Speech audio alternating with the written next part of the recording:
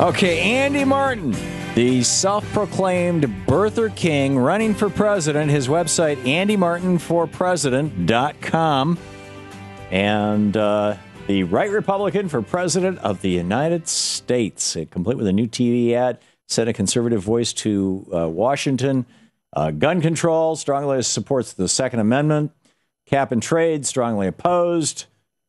Hey, Andy, welcome to the program. Hi, Tom. Actually, I don't think it's fair to call me self-proclaimed. It was absolutely the extreme left, as we call it, or as you would call it, progressives who pronounced my royalty. I had nothing to do with it. This was proclaimed by others, Julius then. Caesar situation. I'm curious. Richard Nixon used cap and trade to get lead out of gasoline. George Herbert Walker Bush used cap and trade to get sulfur dioxide and mercury out of our air from coal-fired power plants. It's been used successfully twice in the United States. Are you opposed to rolling back those cap and trade programs too? No, and times change and policies and approaches have to change. And so what Nixon did or other people did isn't necessarily a controlling factor in what we would do going forward, particularly given that we're in the midst of a very severe economic slump. I think that's the one thing every American agrees with, whether you're a conservative or a liberal. Well, actually, I think when it comes to cap and trade, you'll find a lot of disagreement. But in any case, I don't want to go there. We're in an economic slump. Let's talk about the birthers. How far will the birthers go to keep a black guy from being president for 4 more years? I don't think it has anything to do with race. And you may be talking to the wrong guy because, of course, I've always consistently said that my research shows that he was born in Hawaii. So there are others who, like former Governor Huckabee, who have slithered around the issue of where he was born. But I've never made that mistake. I've been very consistent. Look, what we're dealing with here is a twofold situation. It's a constitutional question. If you or I want to run for senator or a representative in Congress, the only requirement is that we be a citizen. When the Constitution was drafted, they added 2 magic words to the requirements for president: natural born. Now, you can go to any constitutional lawyer, and they will tell you what I'll tell you, that words are never deemed to be surplus. In other words, those 2 additional words for president were intended to mean something. You know why they were put there? I can't give you a definitive answer. Well, I can give you a definitive answer. You can go back and read any history book from the Revolutionary era. There's no dispute about it. They were put there because they wanted to make sure that Alexander Hamilton, for example, who was born in the Bahamas, couldn't run for president. I don't think it applied to him. See, Hamilton was not barred by that provision because anyone who was a citizen at the time of the adoption automatically qualified. No, you had to be a natural-born citizen of the United States. No, but the natural-born citizen issue was prospective, not retrospective. So anyone such as Hamilton, who was already a citizen at the time of the adoption, wouldn't have been covered by it. Okay, but the point was that they were, and you go back and you look at the Adams presidency was really peppered with this. A lot of paranoia. In fact, John Adams really tried to crank up the paranoia about France. He nearly got us into a war with France. That they had agents among us, that those agents were infiltrating Congress, But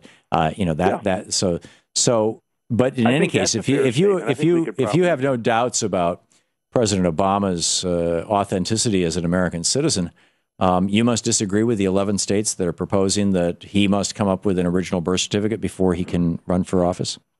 Well, actually, what's interesting there is that those are, I haven't read the statutes, and I'm not a leader in that particular phase of the so-called birther movement.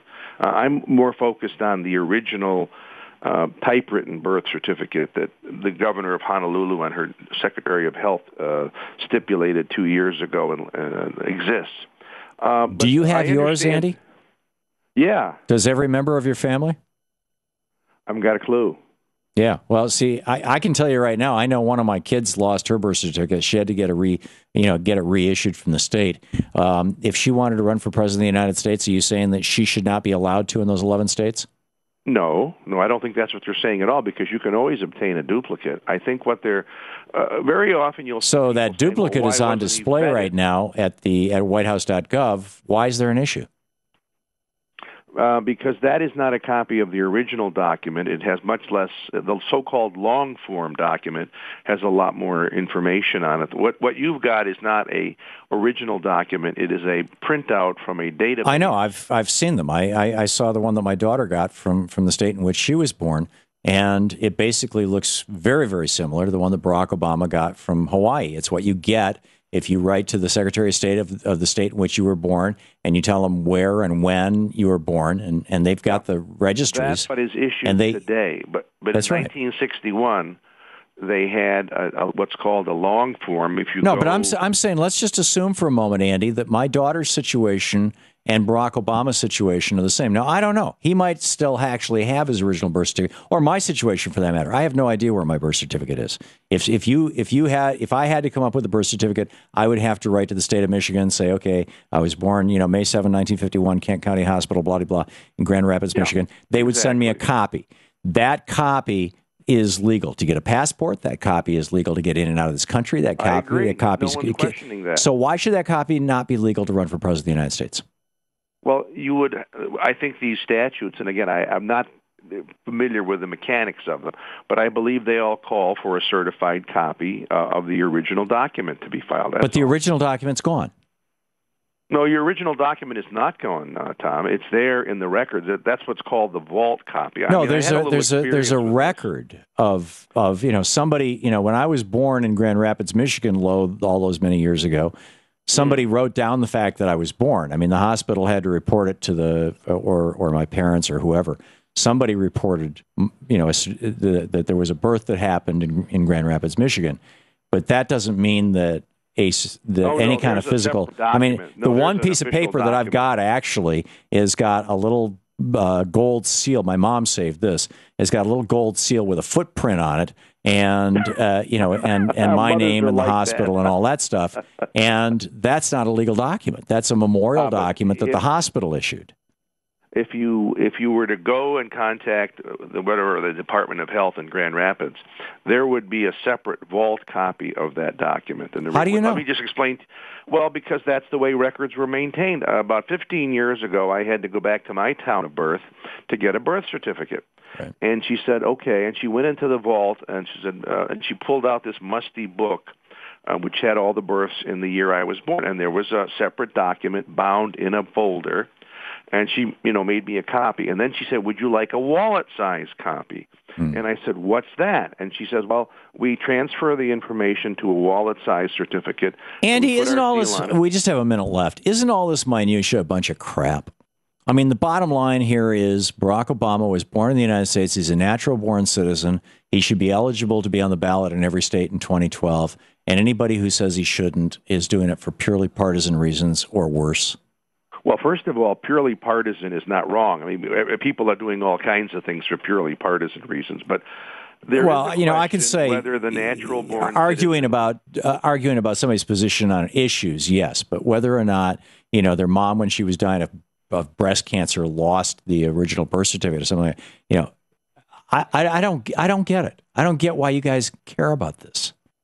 Well, first of all, you guysing me. I'm not involved in passing these statutes. I am kind of the overarching. But you're agreeing with them, and you're a spokesman for them. I don't understand why you care. I'm not a spokesman, but I am a person that believes that it's a fair question what the Constitution means. You see, they mean born in the United States. It's John McCain was born in Panama, but he was born on U.S. territory in Panama. You're a natural-born citizen because both of your parents were probably born here. One of his parents was not an American citizen. That's a cloud that still exists, and it hasn't been resolved by the courts yet. So that's your issue, that his dad was from Kenya. Exactly. Interesting. Okay. Andy Martin, AndyMartinforPresident.com. Thank you, Andy.